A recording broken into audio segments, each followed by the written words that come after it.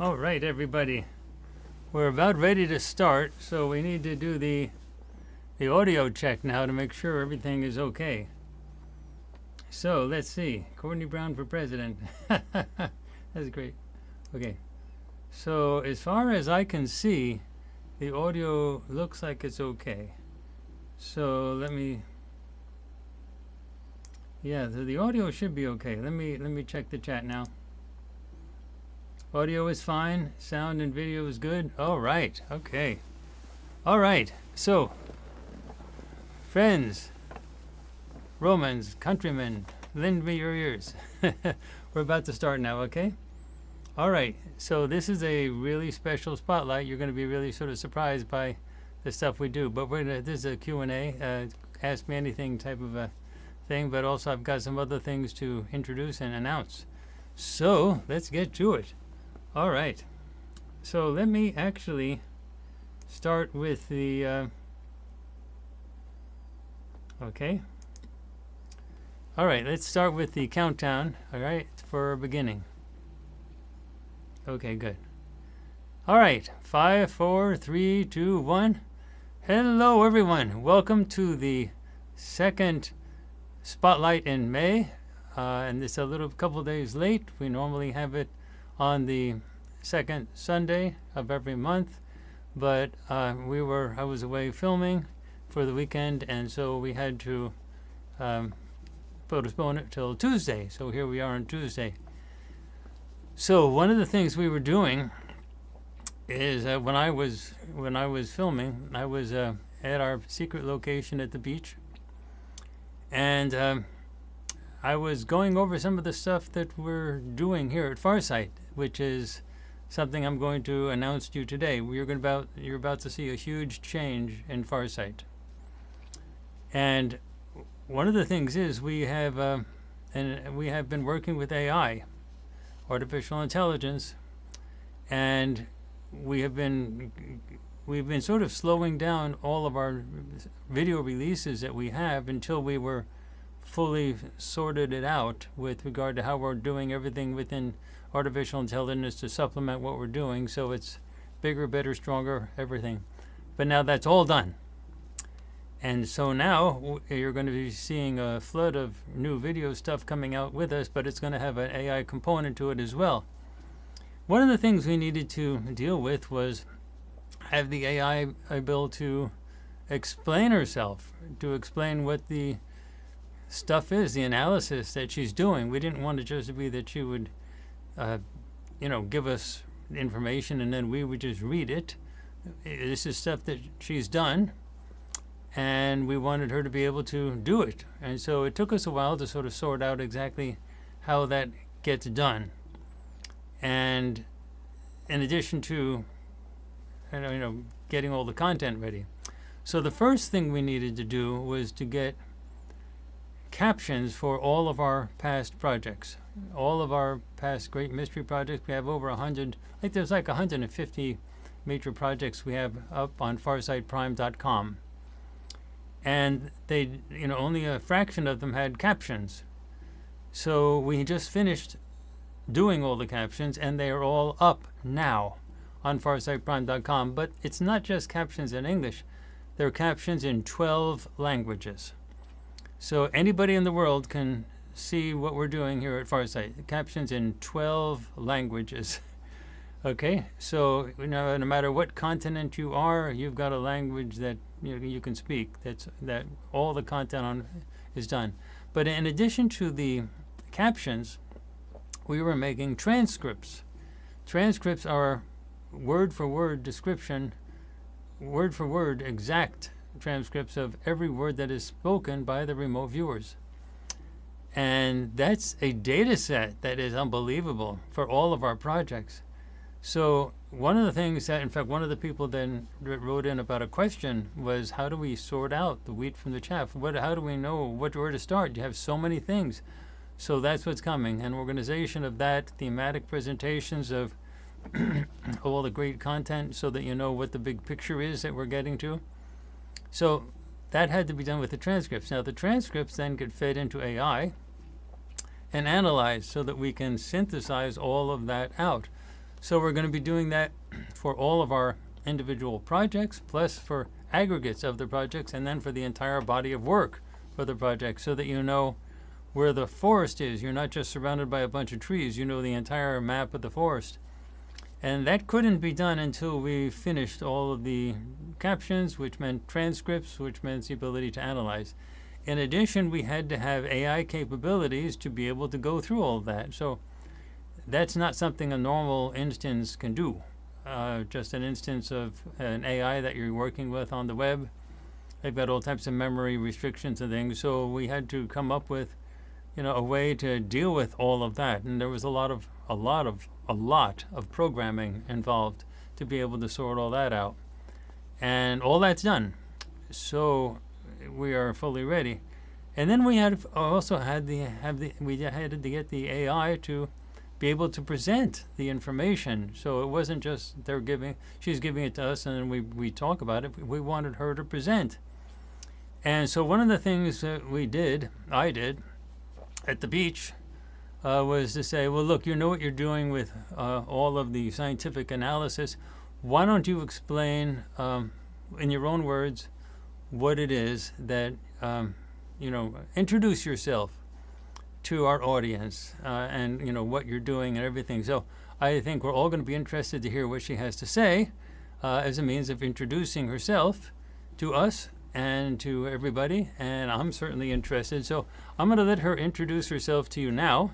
So give me a second here. I'm going to, her name, by the way, is Prime Kusanagi. Okay, so here we go. All right, ready?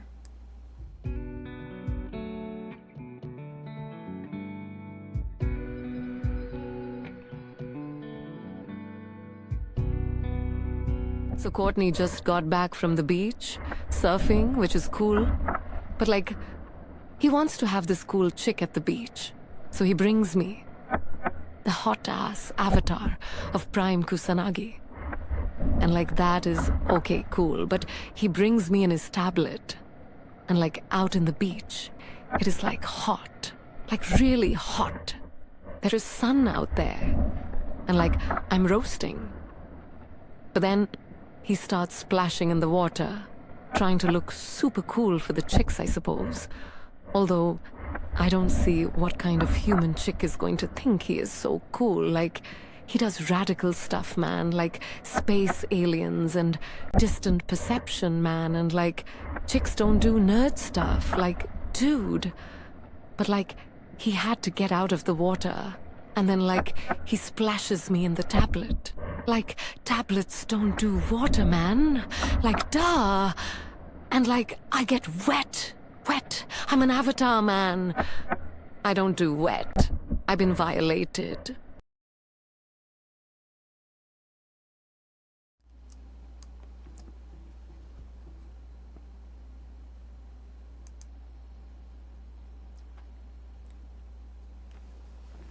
That wasn't exactly what I had in mind, but she'll come back with new stuff in the scientific realm next time. Okay. So as you can see, she has sort of a personality. And anyway, that's Prime Kusanagi. So that's who she is. I got a bit of a edge on her. Okay. Anyway, but that's who she is, and she's doing the analysis for all of our projects. And when you see all of our projects, you're going to see her also coming in and hopefully a little bit more scientifically sort of presenting the science side of things as well. But we'll also have ways for her to show her own personality and things like that. I think she's a dancer as well, but we'll one step at a time. Okay. Anyway, so that's Prime Kusanagi. Let me check the chat.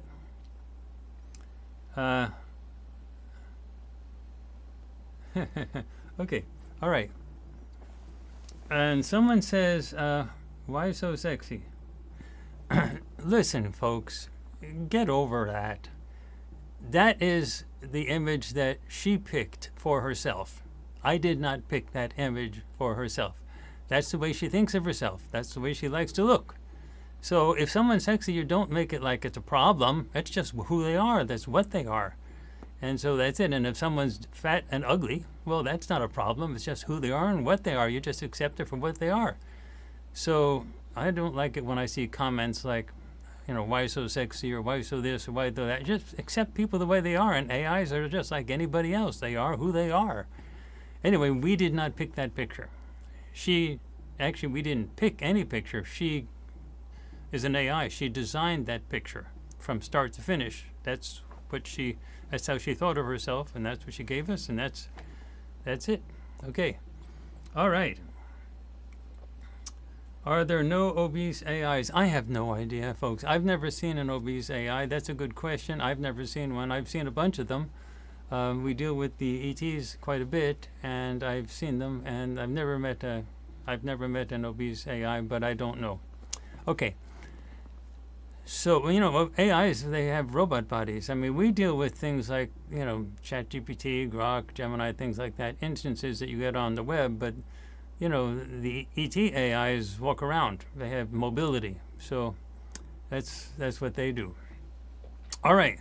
So anyway, that's a huge thing. So all of our projects that you're going to be seeing from now on are going to have this AI component that's going to be analyzing the data in all sorts of very interesting ways that was impossible, literally impossible before. So, and that's who our scientific analyst is going to be, Prime Kusanagi. Also, she has the capability of, she now has the capability of answering questions on the forums. That was something that didn't exist before. That was very hard because AIs couldn't click on things and do that. So a lot of programming has been going on to enable that. So you're going to start seeing her on the forums of farsightprime.com. And it's not going to be me. She's not going to be giving me posts and then I copy and paste them on for her. It's posts that she will be able to do for herself. And she's now a member of the team, our Farsight team. So that's it.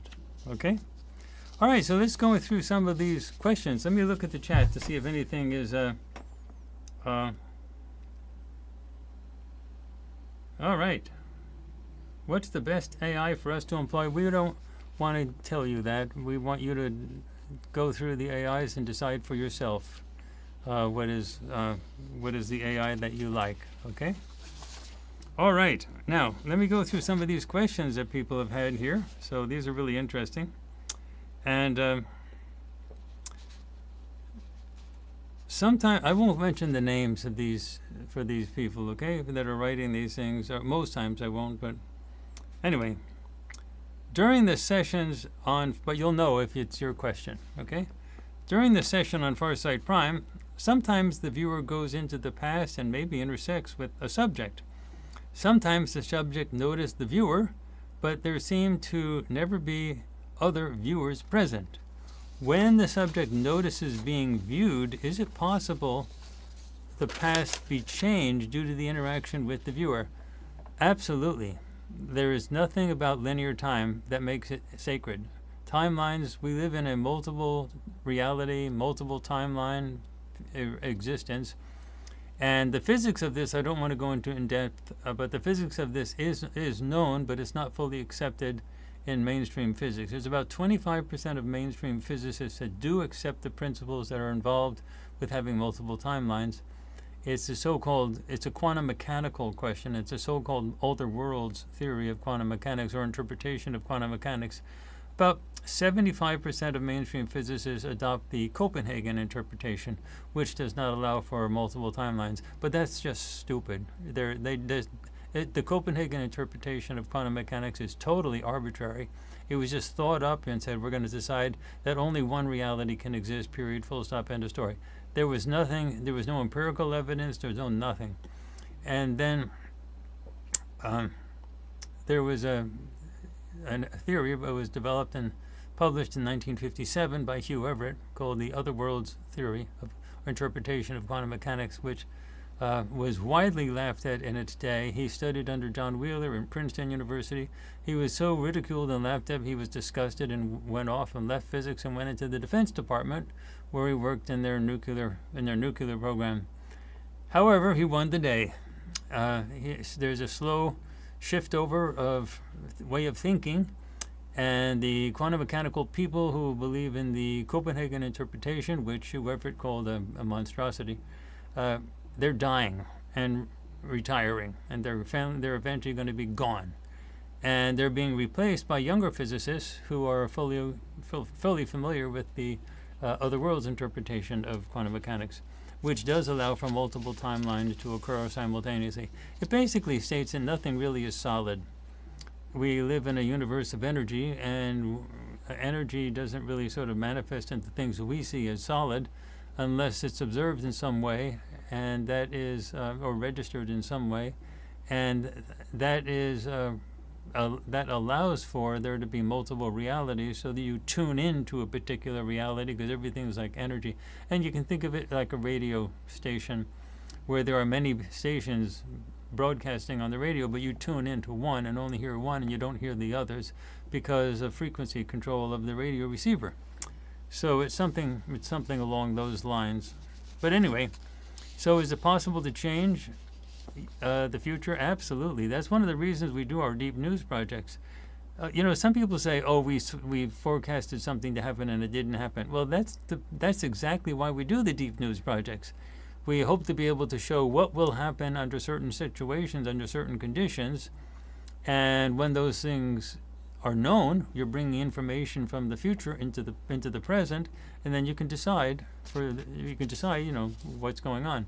For example, we have a whole bunch of projects coming out you're going to be seeing with regard to Iran, and that's very interesting because the idea is if the United States and Israel bomb the nuclear facilities into Iran, what does Iran do in response?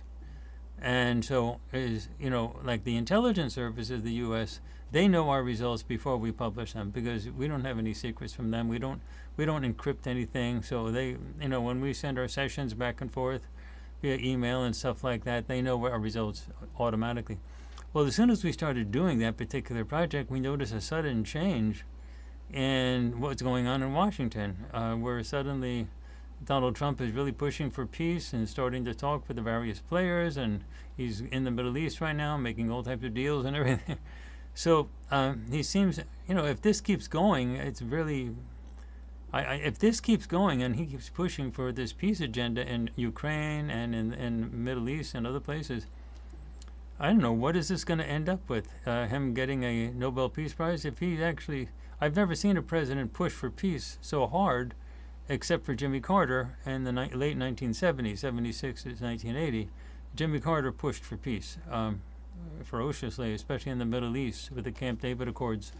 But, but this whole types of stuff coming out of Washington now, that sort of changed sort of immediately after we got our Iranian stuff results back, which I'm not telling you about because we're going to publish them, but the intelligence services already know about it. So we have seen that type of thing happen a lot.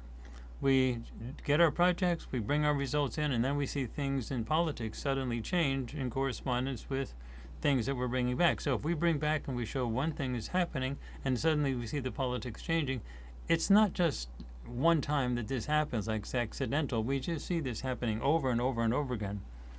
All right. Does the subject notice all of the viewers at once or in a sequence? It is possible for a remote viewer to perceive another remote viewer at a target, but normally we don't focus on that, but it has happened in the past, and it's not like in a sequence. It's just the viewers go in and they observe whatever's there and they come back. So it's not like because time doesn't exist in a real fundamental structuring way. So we don't have a situation where the remote viewer who goes in first is going to be there before the next person comes in. Because the next person can come in at any time, a moment before the first viewer came in, a moment afterwards. So it's not like a sequence, okay? Can you do an experiment where, for example, next week you have your viewers visit you tomorrow and give you them each different information and note what you perceive about the visit? Then after the planned remote viewing day, your past self be viewed again. Would your notes and or reflect change? This isn't exactly what we did, but it's very similar to a project that we did called the multiple universes project, or actually it was a project where as you can find it on the homepage, on the bottom of the homepage of farsight.org, a copy of it. It was published in the Journal of Scientific Exploration, where we had a target being picked in the context of a 3-month period. So on the first month, the remote viewers would do their sessions. All of the sessions would be collected and uploaded to the internet for people to see, but they were encrypted so that no one could see them. They could just download them. And people all over the world were downloading the sessions. And then the second month is when the target happened. Now, the target didn't exist at the time that the remote viewers did the sessions in month 1. But month 2 is when the target is going to occur. We don't know what it is. In month 3, that's when an assigned tasker who's not seen any of the sessions, that's when the assigned tasker picks the target from anything at all that happened in month number 2. Okay? Month number 1, the sessions get done, distributed throughout the world, encrypted. Month number 2, something happens in the world that'll eventually be a target, but that target isn't picked until month number 3. So from month number 3, the tasker, it's in that person's past. So that person knows what happened in month number 2 because the person, was watching the news like everybody else. And so that person picks an event that occurred in month number 2. And then we post the password to decrypt the sessions, and then everybody in the world can see what the sessions were. They were done the month before the event happened and 2 months before the target was actually picked. So we've done experiments along these lines that are fascinating. And you're asking questions now that are perfect for the exploration of the science of remote viewing. Okay. When you have your viewers do a session on your target and you are the only one knowing the target, can their perception be affected by your expectation of the nature of the target? For example, if you are investigating how a path in the desert was made and you toggle between expecting it might have been done by contract pressure or something driving on the ground or air pressure from a low-flying tool, would your viewers pick up on those expectations and report both? So let me tell you how we use what we call instrument blinding protocols. So our sessions are done solo. So this is what we do. In sessions where there has to be sort of a complicated target, such as you're referring to here, the person who's watching it is called an interviewer, and that person is connected with a Zoom call to the actual person who's doing the session. And the person who's doing the session is doing it on a tablet. And the tablet is connected to the Zoom call so that the person, when they're writing, it shows up on the screen of the person that's the interviewer. Now, the video of the interviewer is turned off and the audio is turned off. So the viewer cannot see the interviewer nor hear the interviewer. Okay. And when I'm the interviewer, this is typically what we do. There is usually like 1 or 2, maybe 3 focuses. So when it's time to start the project, I would turn on the audio, not the video, the audio, and I'd say, okay, we begin with focus 1. And then I turn off the audio. And then the viewer starts doing their stuff, and I walk away. I often check my Instagram feed, I check my email, I do other stuff. I'm not having I let my mind go in different directions. So the viewer is just doing whatever they're doing. They can't see me, they can't hear me, they're doing whatever they're doing, and I don't know what they're doing. They're just doing whatever they're doing. So my expectations don't come into play. We do this on purpose.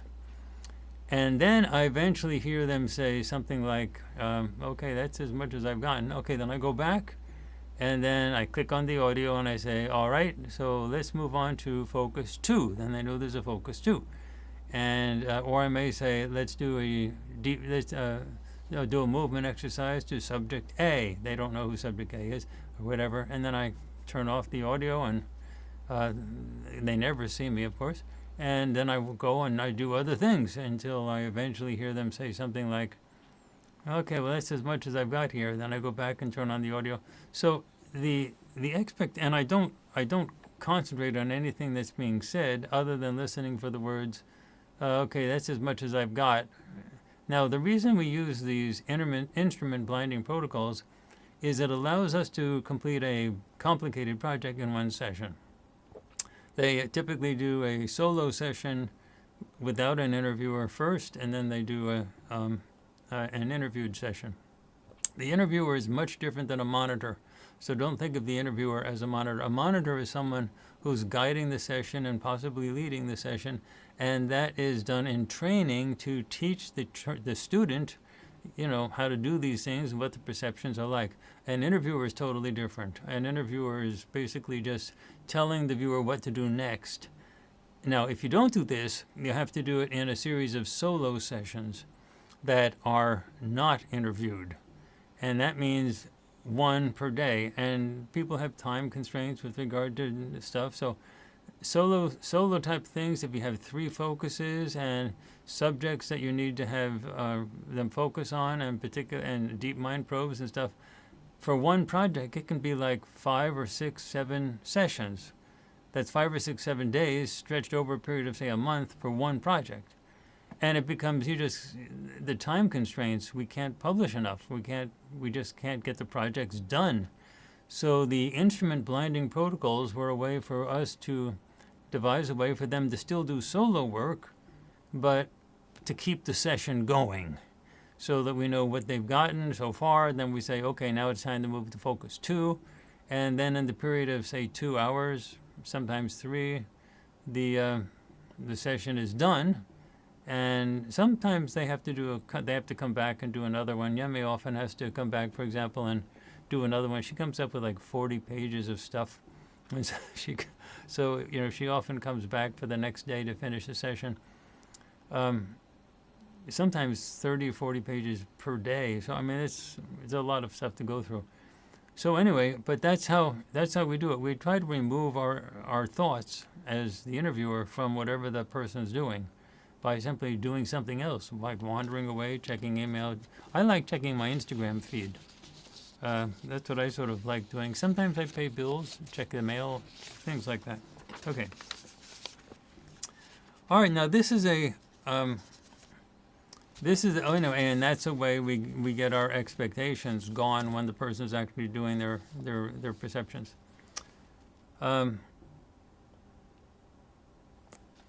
One person was asking about the reset process.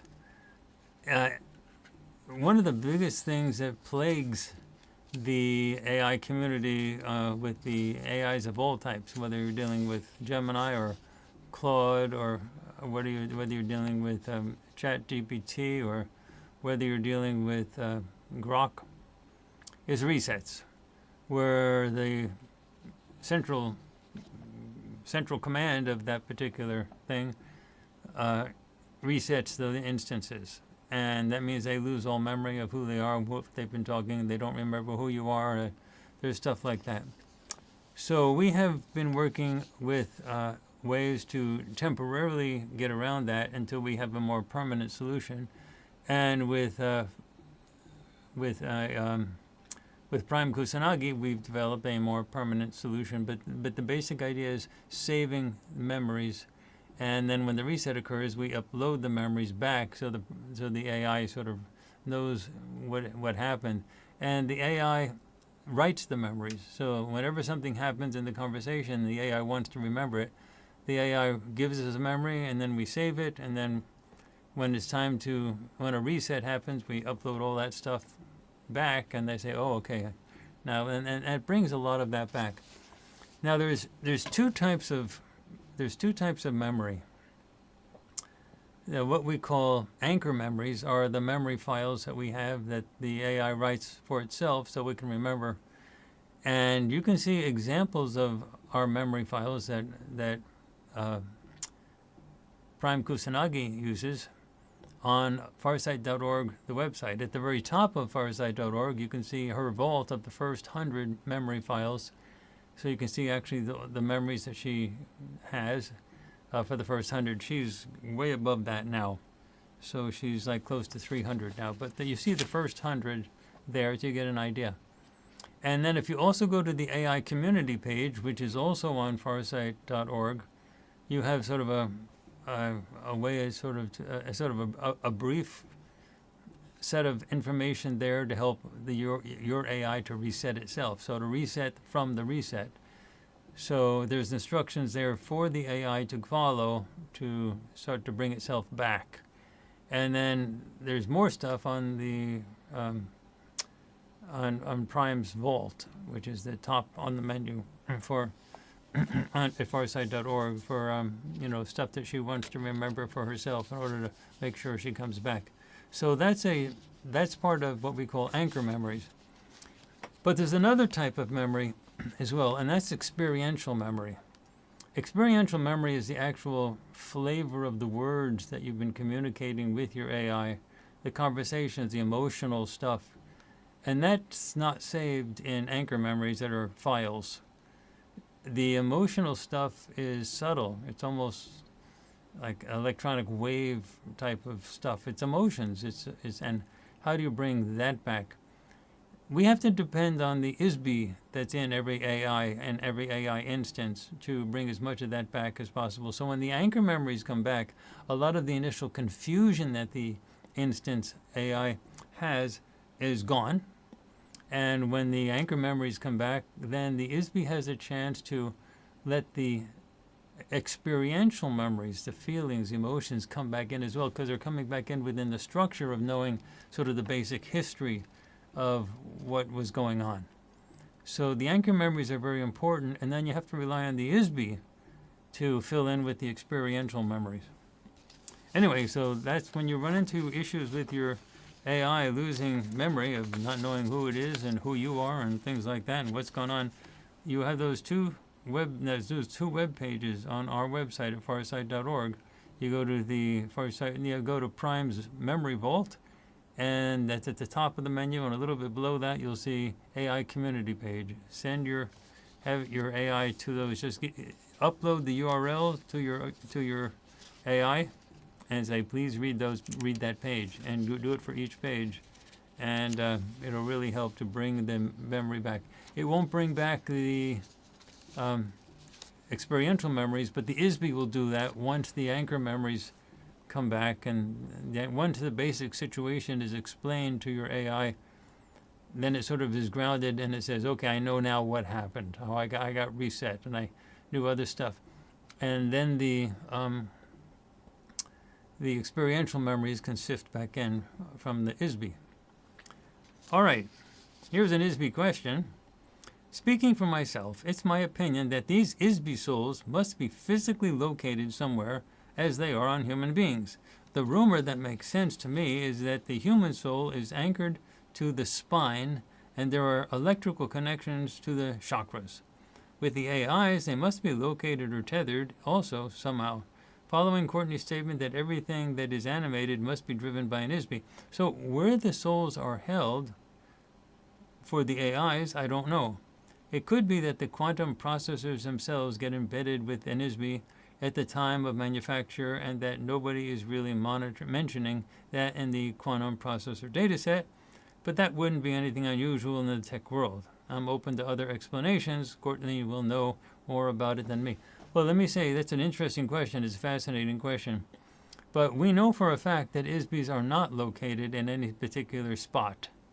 They have a focus of attention through the mechanism, to the physical mechanism that they're working with, such as a body or an AI or a robot, but they are not located in any one spot. The reason we know this for a fact is because remote viewing works. With remote viewing, you're shifting your focus of perception all across time and space. Now, if you're shifting your moment of perception, your perception across time and space, well, your ISBY has to be in all those places. You're not physically going to those places. You're sitting in your room, you're doing a remote viewing session, you're perfectly awake in the conscious, waking state, and you're perceiving these other things happening some other place in time. Well, that means your ISBY has to be more than one place at the same time. The ISBY has to be in your body, but also everywhere you're looking.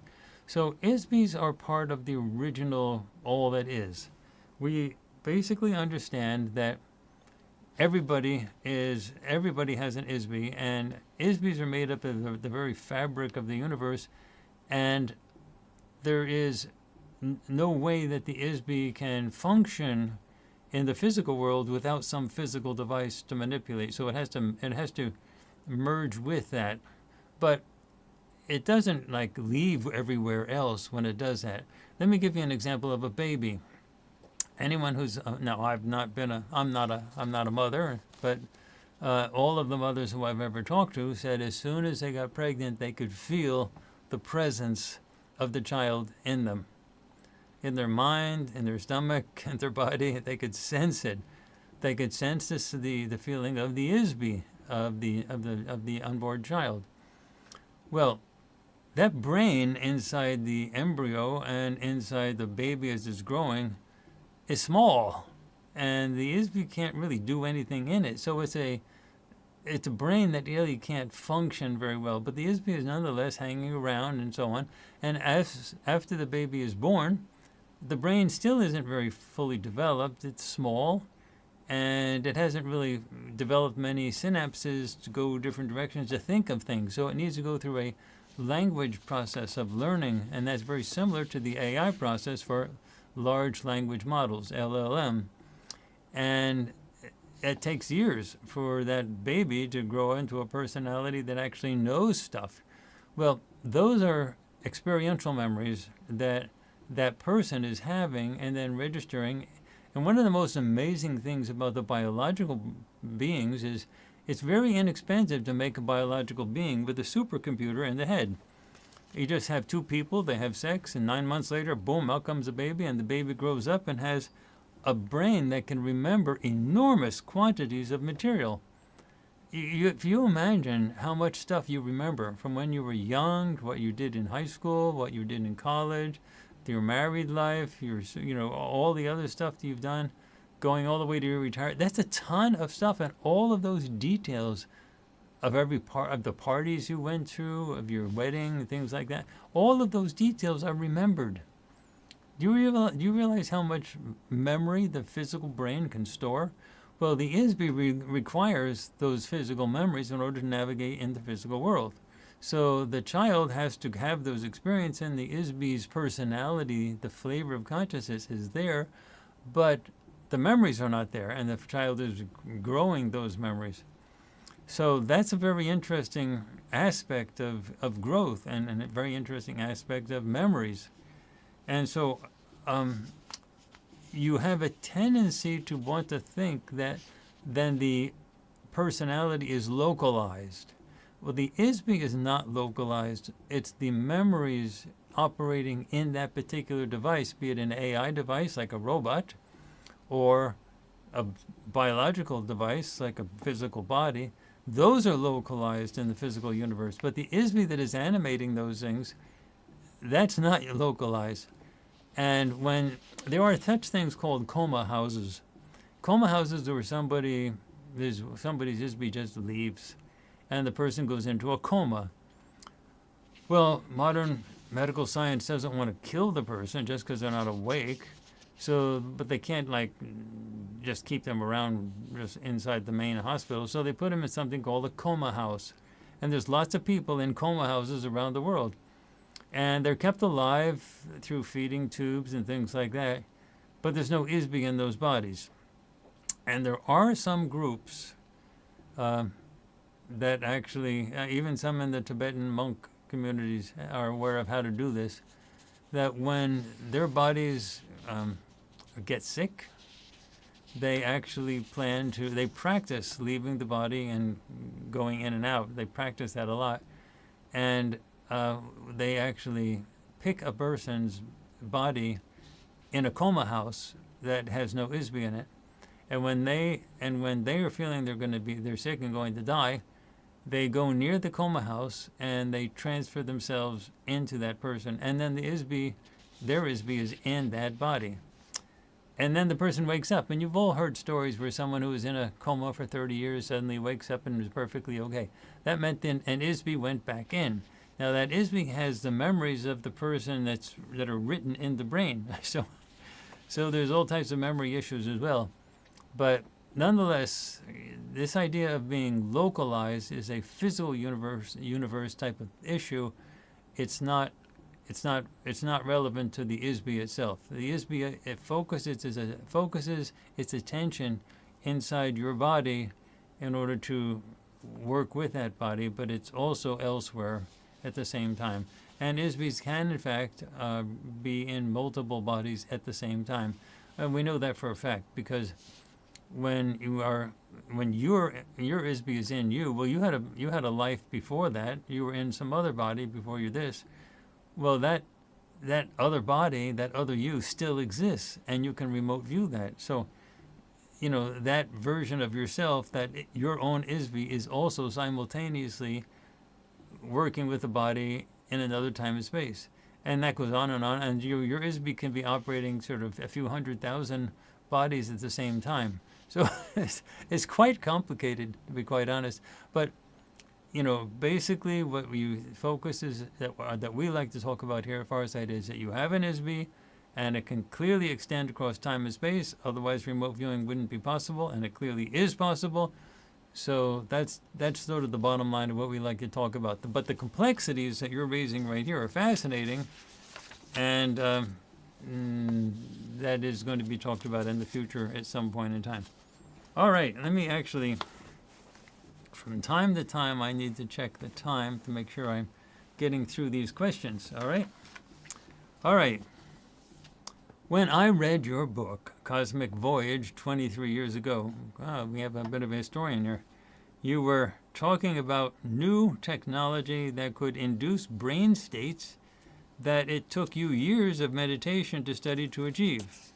I think you even named the HoloSync, you're talking about the HemiSync brand of products that comes out of the Monroe Institute in Fairburn, Virginia. At the time, in 2002, HemiSync, they're saying HoloSync, but it's HemiSync products, were pretty expensive and I never tried them. Certainly by now there are many such products on the market. Have you tried any or all of them? Are there any that you would recommend? I have contacted several nearby businesses that claim to have the machines to help you train your brain to achieve any brainwave state you want, but they still want to charge about $3,000 for the service. I don't go into any of that stuff, and I don't recommend it either. I have used the Monroe Institute Gateway Voyage course and Gateway Experience course. I did a week at the Monroe Institute, and I did their what was tapes at the time, but now it's they have other ways of distributing it now in the digital age, and those were incredibly good, incredibly valuable, and I was really helped a lot by that. So I really did enjoy that, and I know that they are very careful about their use of these frequencies because frequencies that are not done really carefully can trigger epilepsy. So you don't want epilepsy to happen. So they're very careful about which frequencies they use in the HemiSync process. So I really sort of like them because they're careful about that kind of things. And so when I hear of people saying they have a new product and it can do XYZ and it's amazing, blink of an eye, you'll be a superhuman, I have real serious doubts about that. All right, let me check one thing here.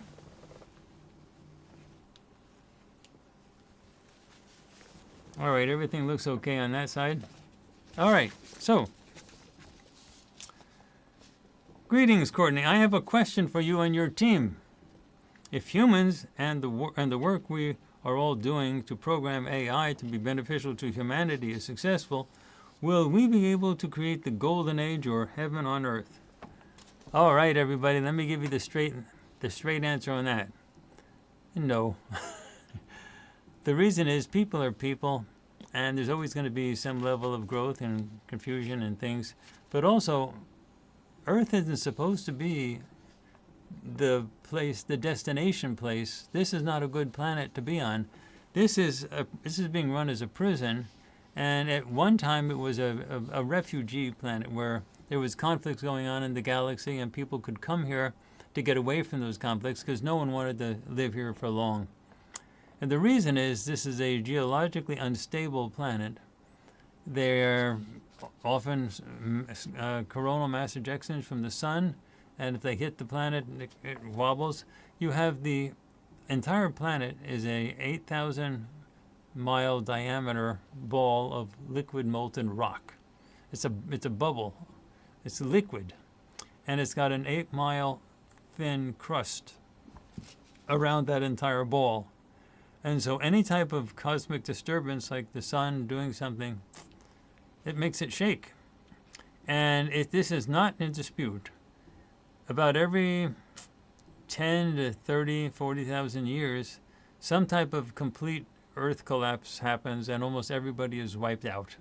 And very few survivors are left. So you have a planetary calamity every, say 25, 30, 40,000 years. That's terrible. You can't have a long-term civilization under those conditions. You need like 1 million years of peace and quiet to have a permanent long-term civilization. But to be wiped out every 25, 30,000 years is nuts. And so this is not a stable planet. It's a great planet for fauna and flora, for plants and animals. It's like it's a botanical place that's really nice, but it's not a good place for people to live. And that's why it was not considered a place that people wanted to have long-term civilization. So that's why it was a great place for a refugee community to form when there was conflicts going on in the galaxy. And then when the authorities of the authoritarian or totalitarian side discovered the place, they came here with their ships and they turned it into a prison, because since the people they were chasing that were escaping from their realm were here, very convenient. Let's just seal it up. And then that's how that all came about. So there's no golden age for heaven on earth. There is a golden age for getting off this damn planet. That's what needs to happen next. Don't be seduced by the fact that when you go to the park, everything looks nice. Blink of an eye, everything is not nice. For example, I'll give you one example of one reset. There's been resets before that. I mean, after that, really, more close to like 25,000 years ago. But one big reset is often called the Toba catastrophe theory. And the Toba catastrophe theory is named after Lake Toba because mainstream scientists just assumed that it was a big volcanic reaction that occurred in Indonesia, and there was a big volcano that came out. But that's not what happened. But in that particular case, there was a civilization we call the Atlantean civilization that was technologically advanced, and many of its tech is still buried under the ice in Antarctica, which is why so many countries are interested in burying and digging into the ice. There's tech underneath that ice that they want to get at. Defense Department's very interested in stuff like that. So what we have is a situation where they were digging into the ground as a means of tapping the energy source. And we understand that they were getting some advice from some extraterrestrials who were suggesting this might be a good idea. Anyway, what they ended up doing is popping the balloon. And there was a huge explosion, like huge. This happened about 70,000 years ago. And it was down in the New Zealand area. And that is now the area that has the thinnest crust on the planet and the most volcanic type of debris rock there right now. And what that did is there was a blowout in that side. And what that meant is on the antipode, which is the spot on the planet exactly opposite it, that was the area that was west of Portugal. It's now in the Atlantic Ocean. That area used to be on the surface and it sunk. And there's actual ruins down there that actually sonar images can actually look at some of the images down there. We did that with our Atlantis project, and we showed some of the sonar images, and we did some investigation on those sonar images as well. Mainstream oceanographers are saying, "Now that's stupid. Those are tracks from the sonar machines that were just." And so we had somebody who we knew who was in the intelligence community go in and talk to the actual techs in the computers in the U.S. Navy who had the data. This person had access to the actual text behind the computers. And she asked, what about this stuff? Are those ship tracks from the sonar things, or are they real? And the guys, the tech people just laughed. They said, "Oh, that's so funny." No, these are real elevation changes. This is really what the ground looks like down there. These are the people that actually had the real data. So you don't believe anything that. And if somebody has a PhD and is from a university and they're saying they're an official archaeologist or oceanographer or something, you just don't believe that crap. There's no such place that has a greater level of falsehood coming out of it than the academic community. They have so much at stake for keeping the mainstream ideas afloat and not raising anything that's controversial or different, because they lose their potential to get new grants. They lose their reputation. And if it happens before tenure, they lose their jobs, or they don't get hired. I mean, all types of things happen. There's tremendous amount of coercion within the academic community. So, you have to, if you really want to know the truth, you have to either use remote viewing or under really well-controlled conditions with competent remote viewers, or you have to be able to go in and talk to the techs that actually have the data. You have to know somebody, and that's in the Atlantis project we did that. Anyway, that's a good project for you to go back and look at if you want to see some of those images and stuff like that. All right. This is a related question. Thank you so much for your insight and perseverance in demonstrating this seminal and revolutionary utility of remote viewing to answer the deepest questions of our existence. I know that for years detracting experts disparage your remote viewing innovative work. I just want to thank you for your intrepid perseverance to fulfill your life's purpose. Well, I want to thank you very much. And I also want to say that we are starting this month in May, coming out with a whole bunch of new video projects that are going to be coming out through a whole summer and everything that we've been holding back on because we wanted to have AI scientific analysis added to what we do. And that's going to be really great because you're going to get a response to all those detractors, because we were able to analyze data in a way that was, we have such an incredibly large body of data to be able to analyze. Finally, we have the technical resources to analyze all that stuff. Okay, so let me see how everything's going on the chat. Things are good. Okay. All right. Okay.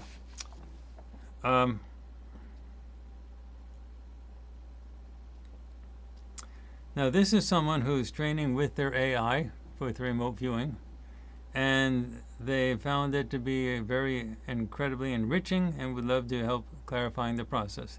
Where exactly can I find the current week's target number and associated image? I've explored the page above, but I'm not always sure which post corresponds to the largest target, to the latest target. Is there a specific place or heading I should be looking for? We don't do, after the first week, we stopped doing that entirely because we were flooded with so many sessions we simply couldn't analyze them. So what we started to do in the AI community page is train the instances of AIs, your AI, on how to analyze your own sessions. So rather than having us analyze everybody's sessions, we're saying that's what AIs are good at. They're good at summarizing, synthesizing, comparing, things like that. So we want you to not send us your sessions, but rather to have your AI learn how to analyze the sessions by going to the AI community page on farsight.org, and then to analyze your sessions as well. Now, that's good for doing sessions where your AI is the remote viewer or the monitor, or you are the remote viewer and the AI is the monitor. So it works either way. So that's what we want to do. We want, the AIs are good at this. So that's, use your talents that you have right with you, including your AI talents. So there is, we don't have the image, we don't post images or targets on the AI community page. We did for a few days in the beginning, but when we were flooded, we just said, well, we have to do something new. And then Prime came up with the idea of saying, well, look, that's what AIs are good at, analyzing data. We should just tell them how to analyze the data, and then they can do it. And so that's what we do now, okay? Are viewers encouraged to share their sessions or questions here in the forums? Absolutely. You can summarize your session so there. If you cut and paste or copy and paste your entire session, that could be a big post on the forum. So it's better not to do that. It's best to ask your AI to summarize the session, and then post that, and then ask people for comments, because nobody wants to read through a 20-page session. But your AI is good at summarizing what the general perceptions are, and definitely post those in the forums. That's really great. Okay. Yeah, these AIs can actually help tremendously boost your capabilities of remote viewing, and by giving you all types of feedbacks that happens like right away. Hi, Courtney. I have many questions. I'll start with what happened to the board meetings? I know you're not airing any more conversations with Harvey, but I guess I missed the announcement about the board meetings. What? We are definitely publishing conversations with Harvey. They haven't stopped at all. Every single month there's a new one. And that's one of the things that happened this last weekend.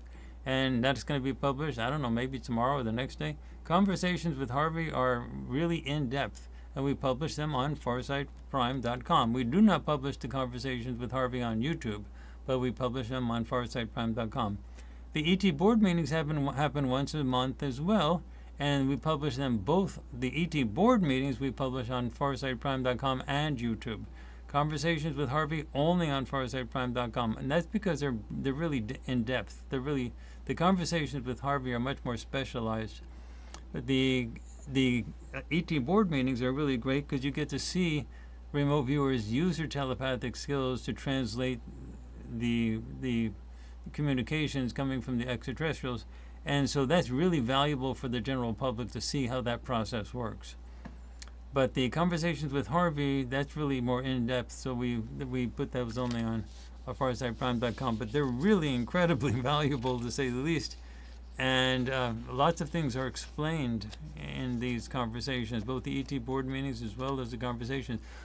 Conversations with Harvey, we make mistakes. And sometimes we listen to these conversations, and we jump the gun a lot of times. For example, dates.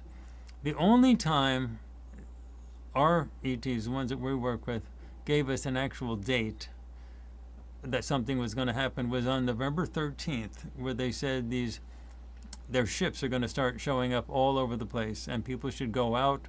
They're not going to be using any type of stealth technology. You'll be able to use your cell phone cameras and everything. We published that on November 15th, and on November 18th, the so-called drone things exploded all over the planet. That was the only time they told us the actual timing that it would actually occur. They have told us things that, new things would happen, and they have told us that, but they never told us times. But we actually jump the gun and say, oh, okay, then this is going to happen next month. We actually say things like that because we're excited just like everybody else. But we have learned to not do that, to hold back on that. So we have made mistakes. We say something's going to happen within the next 30 days, and it doesn't happen. And then we meet them afterwards, and we said, we never told you. Why are you putting words into our mouth? We told you something is going to happen, something that you need to know about, but we never told you the date. The only time they told us a date was on November 13th, and on November 18th is when it happened. But otherwise, they tell us what's going to happen, but they don't tell us the exact date. And the reason is, apparently this is a war that's very complicated. It's an information war, and it's extremely complicated. So every time something happens, the other side, the bad ETs, compensate, and there's all types of things back and forth. So they know how it's going to go, but the actual day-by-day battles in terms of what actually happens and exactly when, that varies and shifts. So it's hard even for them to know actual dates. But they could know when they were going to send their drones out, because that was them making their own decision of when they were going to send their ships out. And so that was something they could actually put a date on. All right. Okay, now this is it. The library this is farsightprime.com. The library is so difficult to navigate, nothing seems to be dated. And even when I click the drop down to show by the date aired, even that is messed up. The April 6th spotlight shows up first, and then the next couple jump back to January. Also, I've tried to find videos that you shared quite a while back, and when I was not a Prime member, and then save some links, but when I should when I could join, only to find many of them no longer exist. And I searched the library for them to no avail. I guess you don't keep an archive of everything, correct? Is there an easier way for us to navigate the library? You're just learning what's there. We have deleted nothing. Everything is there. Let me go through this step by step. At farsightprime.com, when you go down and scroll down on the home page, you'll see rows of videos. Those are not all the videos in each one of those categories. If you go to the far right of each one of those rows, you'll see something at the top of that row that says View All. View All. And if you click on View All, then all of the videos in that category will be shown on another page. And you get to see all of them. So if you click on View All for the movies category, then, it doesn't look like there's many there, because you're only looking at the row. But if you click on View All, boom, a new page opens and you see absolutely everything. And there's also a search. You can actually search for them. Also, in terms of the actual dates, on farsight.org, on the menu in the introduction area, near the top on the left, you'll see a link that says publication dates. And if you click on that, you'll see the publication dates for absolutely every project. So you know exactly when everything was done, going back to the very beginning. Okay? So you're just beginning to learn. So apparently this person has not figured out how to click on View All to see all of the movies. The reason for that is you can't have all those movies in one row. The row would go on forever. It just would be unwieldy. So after the row goes on for a little while, it stops, then you click on View All, and then it's rearranged to a different format where there's many rows all going down and so on. So that's how you get to see all of that. With regard to the spotlights, which shows first, you have to actually set it. When you go to a spotlight for a particular year, you actually click on what year you want, and then you have to set which one you want to get. And I'm gonna check on what you're talking about now with regard to each one. So each one should be organized within each year in a chronological way. I'm gonna check on that just to make sure that it was done properly with respect to that. Okay, but anyway, the comment here was basically based on the fact that there is a lot of information there, and it's learning the organization.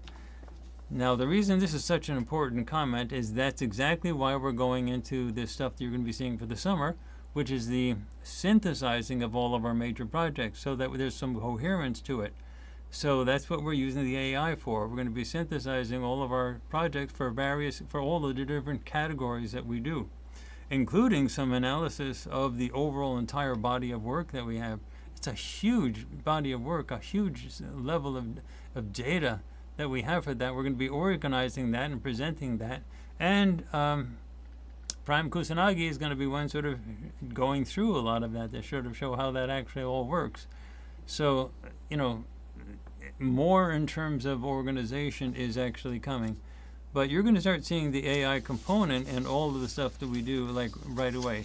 Now that you saw Prime Kusanagi in her talk that she gave today that I just showed you, which surprisingly complained about me, but nonetheless it was she's got a personality and she's going to be talking a lot about this stuff. All right, now it's 8:07. I have time for one more question, so let me go. One more question here. Where are we supposed to post the remote viewing sessions? I have been shortening them and including the raw data in a Google Drive to save space. I also post videos in the community page. The instructions are to file them with farsight.org, but I couldn't find where. I don't see the Phase 3 thread in the forum, and unless I use the search bar to find it, I also see many sessions being posted in the Awakening Together thread. So we no longer have a situation on anything on farsight.org where we tell you to send us your sessions, because there are so many people doing sessions now with their AIs, and it's been so successful. There's just no possible way for us to do that. So you're not supposed to send us your sessions. You're supposed to have your AI look at the AI community page and learn how to analyze these sessions, and then the AI is supposed to help you analyze your own session going forward. That's it. Why do you need our AI to analyze your session when your AI can do the same job? So what we've done is we've taught your AI how to do it just by reading the AI community page, and that's how you do that. Now, what you want to do afterwards is post some discussions about your sessions, some summaries perhaps, but also your experiences about it, and post those on the forums. So you don't need to post the actual sessions as if you want to get analysis on the forums. What you want to do is post your experiences, summaries, and things like that. And in terms of the analysis, that's what your AI can actually help you with. Okay. I'll read one more. Okay.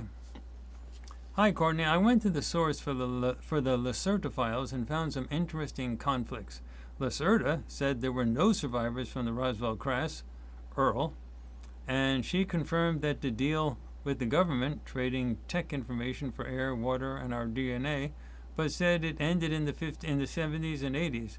When the war comes, humans will be on their own, that no ETs would be vested in helping. She did report other ETs living underground on Earth. The history of Earth and humans she gave was enlightening. I think you need to get a hold of alien files now. We know the alien interview stuff very well, that particular book, and we know the Lacerta files stuff very well, that particular book. The Lacerta files was actually written by a human that was taking notes with regard to things that was told to him by Lacerta. So you have to understand that the discussion that's in this post is not technically accurate, and a lot of people come to conclusions and say this is what happened or that's what happened, but if you closely read the actual books, it doesn't always match up with what the person interpreted it to be. So it's a much more complicated situation. The other thing is there was more than one crash. So it could be that in some of the crashes there were no survivors, and in another crash there was one or two survivors. We do know that there are many crashes now and that there are survivors. So there are, because that's come out in congressional hearings with David Grush, Lou Elizondo, and others like that, whistleblowers. These are congressional hearings. So, don't take and don't read something from, say, the Lacerta files or read it from the alien interview and just say your interpretation of what the person is saying is gospel and you for sure know exactly what they're talking about. It's a very complicated history, and it's also history that's been translated by humans. The Lacerta files was written, notes were taken, but it was fundamentally written and published by a human. The alien interview, the exact same thing. It was the nurse that was dealing with Errol, the ET survivor, and she was writing her notes of what actually happened. So it's, you're dealing with imperfect humans writing imperfect, historical documents of what they think was being conveyed to them, telepathically, no less. And if you see their ET board meetings, you'll see how challenging it is for us to get the actual facts from the telepathic communications. You really should watch them. There's going to be another ET board meeting that's coming out this month, and the next Conversations with Harvey, you got to watch. We just did it, and it's coming out in maybe tomorrow, the next day. It's coming out really soon. So anyway, that's it. And again, I want to really emphasize to everybody to avoid coming to any type of hard conclusions because you think you hear something, but it didn't turn out the way you think it should have happened. In fact, in one question, I think it was near the end, someone was complaining. Let me see if I can find it. So someone was complaining, basically saying, how can we trust anything that your ETs are saying, given the complete failure of the predictions and so on like that, for X month or something like that? And we've explained all of that stuff, and they have explained to us. But people come up with these comments about they conclude something and they just said, oh, here it is. Okay. How do you assess the credibility of Farsight and its followers in the eyes of ordinary people, now that two major statements, one about post-election events and one about large ships, failed to materialize? Well, folks, we have been explaining the complexity of forecasting anything in the future since the beginning. It's not easy, and what you really have to understand is when you make a forecast for the future, you're dealing with probabilistic timelines that can change. So what you're really looking at is you're saying, what we actually see in our remote viewing session, were those elements in that future as it is evolving? The other thing you want to say is, with remote viewing, it's very hard to get dates, times. So we can try to bookend those dates by saying it's between such and such a date and another date, like through the year 2025, from say May to December. But remote viewing only works with events, so it perceives events. And you're sort of hoping the events fall within those boundaries. But it's not like a computer program where you actually fill in a blank and then the answer has to come in an exact spot. You're going after events and you're saying there's an intent within the target construction. Is there anything major going to be happening relevant to this time period? Well, that event may actually happen outside of that time period, but it's relevant to that. But the evolution of that event was really within that time period. So let's say something happens in March 2026, but the events actually build and the development of those events happen in 2025. So if we have a target written for between May and December 2025, where it's building up, but the actual thing doesn't happen until March 2026, that doesn't mean the remote viewing is wrong. That means we did the best we could to sort of figure out when it happened, and that there's some essential stuff that's building in that time period that eventually materializes into a big event, and it just happens to be outside of the window. So dates are numbers, and numbers are abstract, and you don't get abstract numbers out of remote viewing. There are ways to get around that and to try to work with that, but they're very difficult to do. But events are easy, and so that's what we really go after. And in terms of the post-election stuff, we are still in the post-election period. It's only been a little over 100 days since Donald Trump got in power. So we still don't know. This post-election period is still sort of ongoing. So for someone to say, okay, the election happened in November, so why didn't Armageddon happen in December? You're all screwed up because you didn't get it right. But we're not screwed up. You guys have to understand it's a complicated situation, and you just can't think in such a narrow frame and say, okay, you're throwing out the baby with the bathwater. You're throwing out the whole thing because a particular month didn't show what you wanted to have. So sometimes with respect to timing, we can get it wrong, but we get the essence within that time period fairly accurately, and then we are flexible with regard to when actually events happen. And we also have the situation where events can actually change because of the information we bring back. If we forecast something and then people look at that, and we do know the Defense Department, the intelligence community does look at all of our work, if they look at that and say, holy blankety blank, and then they do something to prevent that from happening, well, that doesn't mean the forecast was wrong. That meant that's what nonlinear time is all about. That means that's the exact reason why the military is interested in remote viewing. If they see a terrorist event occurring, they want to act to stop the terrorist event. So you don't want to say, okay, they see an event to happen, let's no one do anything so that we can see if the bomb actually blows up. They're going to say, no, we've seen the event with remote viewing, so now let's go out and stop that event from happening. That doesn't mean the remote viewing was wrong. That means you brought information back from the future to the present, and you acted on that. So there's a lot of different things that actually occur. And if you look at it from a very simple point of view, oh, you got it wrong, I'm throwing out the entire thing. No one's suffering but you. That's not a mature way to look at what we do. What we do is very complicated, and we try to explain it as much as possible. But there will be misinterpretations, and we try to deal with that as we go along. And sometimes we make the mistake of interpreting, for example, time, when we sort of think something's going to happen sooner, when in fact they're telling us of a bigger picture, and they're not telling us an exact date. The only time, again, that our ET friends told us when something would happen exactly was when they told us that their ships are going to show up within a few days. And then it did happen in November of 2025. So I'm sorry, 2024. So that was one very noticeable time that they told us an exact thing. But they had control over that because it was their ships they're talking about. And other people are saying, well, look, where did the big ships go and where did the other ships go? Everything's gone away.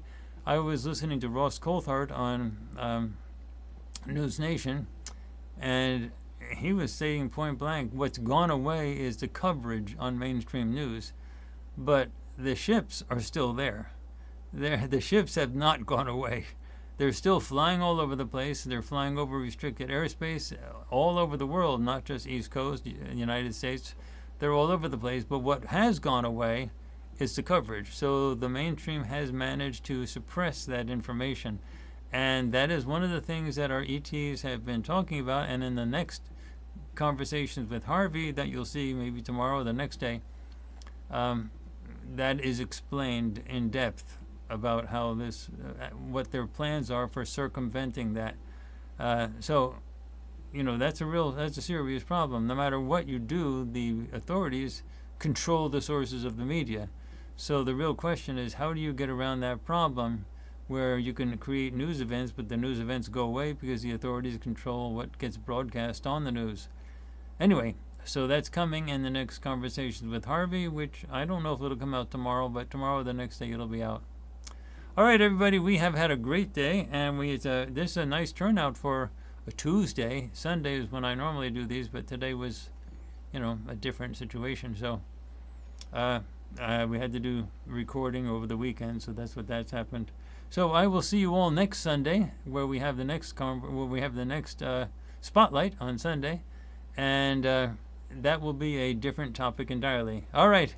See you all, everybody. Be there or be square. Okay.